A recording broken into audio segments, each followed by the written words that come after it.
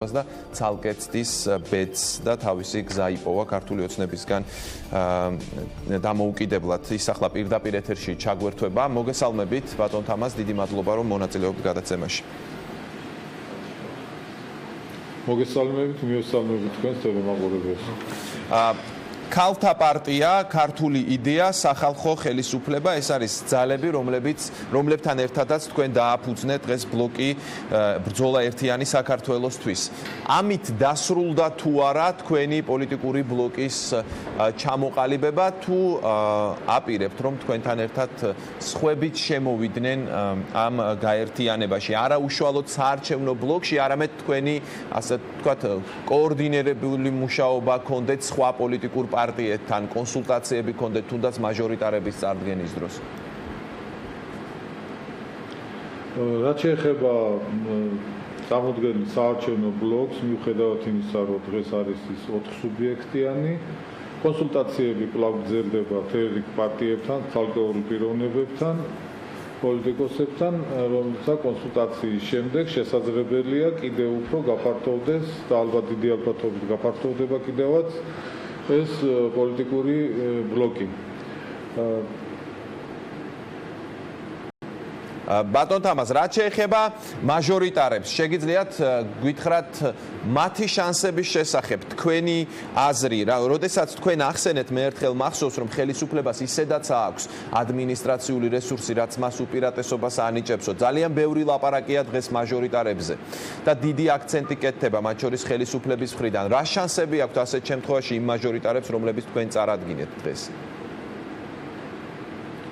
საკმაოდ დიდი შანსები აქვს, გამომდინარე იქიდან, რომ მიუხედავად იმისა, ხელისუფლებას გააჩნია გარკვეული რესურსი, რომელიც შეუძლია მიმართოს თავისი კანდიდატურების ხარდასაჭერად.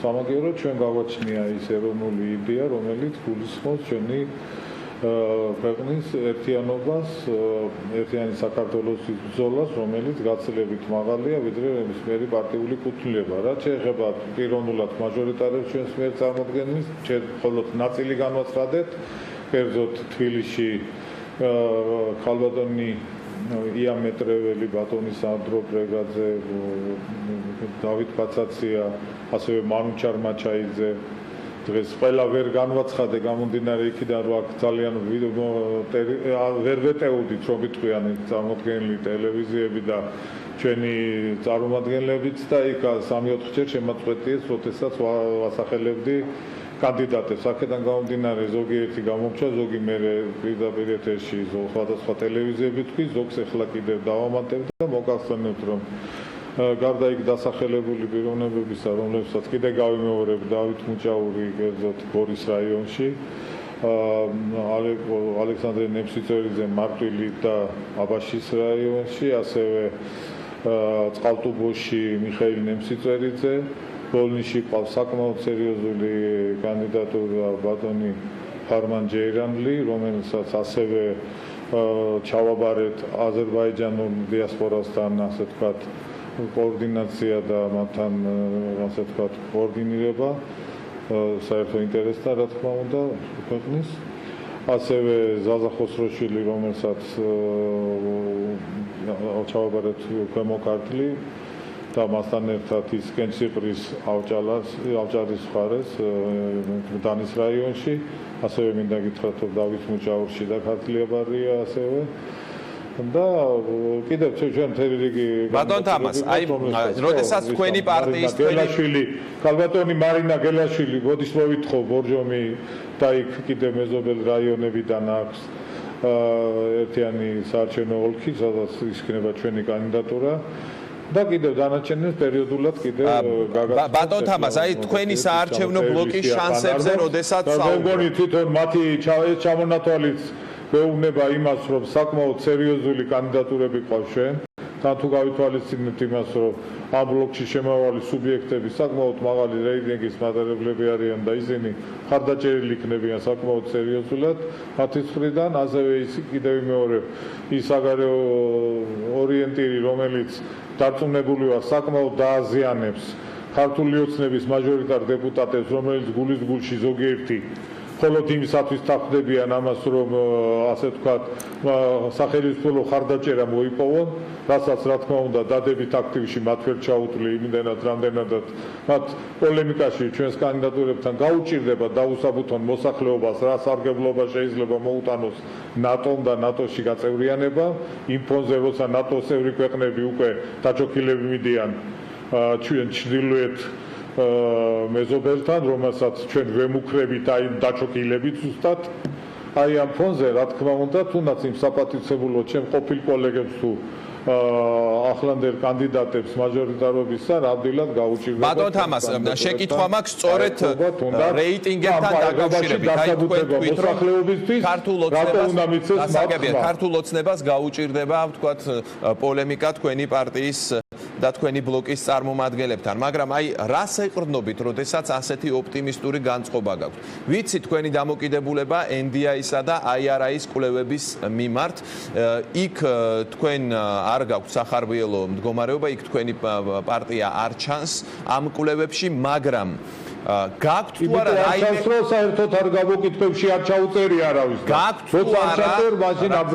გაქვთ თუ არა რაიმე სხვა მონაცემი, რასაც ეყრდნობით, თუ ეს უბრალოდ თქვენი ასეთი დაკვირვებაა საზოგადოებასთან ურთიერთობის? ჩვენ გვაქვს რა თქმა უნდა ჩვენი გამოკითხების შედეგები, რომელიც საკმაოდ ოპტიმისტურია მიუხედავად იმისა, რომ ჩვენ ფაქტიურად სტრუქტურები არც კი გქონდა, ჩვენ განვაცხადეთ ჩვენი პოლიტიკური ძალის მიზნების შესახებ სულ რაღაც 2 თვის წინ, საკერძოდ 6 ივნისს, ასე მოკლე დროში კიდევაც ბევრი მოახერხეთ, მე მგონია, გამომდინარე იქიდან, რომ ჩვენ დაწყებული რეგისტრაციიდან დამთავრებული ყველა სხვა პროცედურებით, ოფისები და თელეგი სხვა საკითხების გადაწყვეტით, ყველაფერი ახლიდან გვიწევდა, ყველაფრის ახლიდან დაწყება გვიწევს, მაგრამ კიდევ ვიმეორებ, რეგისტრაციაც წარმატებით გავიარეთ, სტრუქტურებსაც წარმატებით ვქნით, თელეგი რაიონებში უკვე გვაქვს, კიდევ უახლოეს ხანში კიდევ გავხსნით და დავასრულებთ ამ პროცედურას, მით უფრო რომ ჩვენთან ერთად უკვე საკმაოდ სერიოზული გამოცდილი პოლიტიკური სუბიექტები იქნებიან გაერთიანებული, რომლებიც ასევე, რა თქმა უნდა, აქტიურად მიიღებენ ამ პროცესში მონაწილეობას და ყოველივეს, რა თქმა უნდა, საკმაოდ ძლიერად წარმოაჩენს წარმოდგენილ საარჩევნო ბლოკს. და კიდევ ვიმეორებ, პარალელურად მიმდინარეობს სხვადასხვა როგორც ცალკეპიროვნებებთან, პოლიტიკოსებთან, ასევე საარჩევნო სუბიექტებთან კონსულტაციები, რომლებიც დარწმუნებული ვარ დამთავრდება წარმატებით და ეს პოლიტიკური ძალა, ეს პოლიტიკური ბლოკი გაცილებით უფრო ძლიერად. და ერთი შეკითხვა დამრჩა თქვენთან, ვიდრე დაგემშვიდობებით, ეს არ ეხება საარჩევნო საკითხებს, ეს ეხება პრეზიდენტის მიერ მიღებულ გადაწყვეტილებას რეფერენდუმთან დაკავშირებით. ეს საინიციატივო ჯგუფი მართავს კონსულტაციებს სხვადასხვა პარტიასთან, რომ შეუერთდნენ აქციას, რომელსაც ისინი აპირებენ რომ ჩაატარონ პრეზიდენტის წინააღმდეგ. თქვენს პარტიასთან თუ იყო ეს კონსულტაცია, თუ გააქვთ უკვე გადაწყვეტილება მიღებული კონკრეტულად? სანდრო ბრეგაძე არის ასევე თქვენი გაერთიანების ერთ-ერთი წარმომადგენელი. რაც შეეხება თვითონ პრეზიდენტის ამ გადაწყვეტილებას, კიდევ ერთხელ მინდა გავიმეორო, რომ ეს არის დადასტურება იმისა, რომ მას საკუთარი არც აზრი გააჩნია, არც გადაწყვეტილების მიღების უნარი და არც არავის თავისი დამსახურებების გამო არ მოუყვანია ამ თანამდებობას. ის არის ხელის ბიჭი, პირდაპირ ვიმეორებ, ამერიკის შეერთებული შტატების ელჩის, რომელმაც ალბათ უბრძანა და ბრძანებაც არ დაჭირდებოდა, მიანიშნა და მანაც ეს სიხარული შეასრულა. თუ დავხედავთ იმას კომენტარს ამერიკის შეერთებული შტატების ისა როგორი გაბადრული გადმოცემდა, აკეთებდა კომენტარს იმაზე, ვიღაცამ ერთმა კომენტარიც კი დაუწერა, ჟავეკიტრი მიაწოდეთ, ასე გაგემებული არ დარჩეს. აქედან უკვე წასახად ჩანს, რომ ეს არის არაადეკვატური პიროვნება და ეს არის ყველა დიდი შეცდომა ბიძინა ივანიშვილის, რაც კი მას ცხოვრებაში ჩაუდენია. რაც შეეხება აქციას, თქვენი ბლოკი ვაპატიებ, იმიტომ რომ მას ძალიან დიდი დამსახურება აქვს ელის წინაშე. თქვენი ბლოკი მიიღებს თუ არა ამ აქციებში მონაწილეობას? აქციებს რაც შეეხება, ჩვენ უკვე ვართ ბლოკი, ამიტომაც დღეს მხოლოდ განვაცხადეთ ამის შესახებ, ამის შემდეგ ყველა გადაწყვეტილებას ჩვენ მივიღეთ ბლოკის ბლოკის საბჭოზე, რომელსაც რა თქმა უნდა კოლეგიალურად ჩავატარებთ და განვიხილავთ გამომდინარე იქიდან, როგორ წარდგება ეს საერთო ქვეყნის საქმეს და მეორე თვითონ ჩვენი ბლოკის საქმეს. გმადლობ, თამას მეჭიაური იყო პირდაპირ ეთერში, ჩვენ რეკლამის შემდეგ დავბრუნდებით და ვისაუბრებთ უკვე ეთნიკურ უმცირესობების პრობლემებზე. აი ხართ. შეგიძლიათ გამანთავისუფლოთ. მითხრათ კიდე